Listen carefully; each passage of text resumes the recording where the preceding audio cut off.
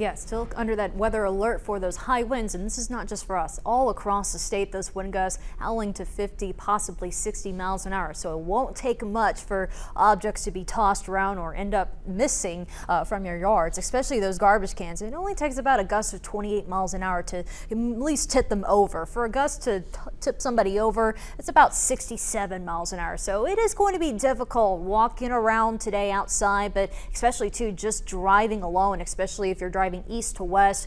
Crosswinds are going to be a big issue, so make sure you have two hands on the wheel, but also to exercise some caution, especially driving near those high profile vehicles. You know, semi trucks, they're at risk for possibly tipping over in some of these strongest winds, but again, really emphasis on just securing all your loose items outside. So outdoor furniture, your Halloween decorations, again, the 20 feet tall skeletons you have, or the blow up at least decorations you have, you need to make sure those are put away, or else they're going to be either toppled over or missing by the time we get into Halloween. But overall, you still just need to be very aware for today. Avoid any and all outdoor burning. We're not so much concerned about the fire danger here in south central into central Kansas, but more so out to the west, where humidity levels are below 20%, and of course it's still just remarkably dry across the state. So a few fire danger tips: again, no burning, keep your vehicles off the drying grass. It really won't take much for fire to get going, just even the smallest spark. So keep them all contained. Make sure you're staying up to date with the forecast, and of course to listen to your local law enforcement, as they will keep you up to date if there's any fires in your area.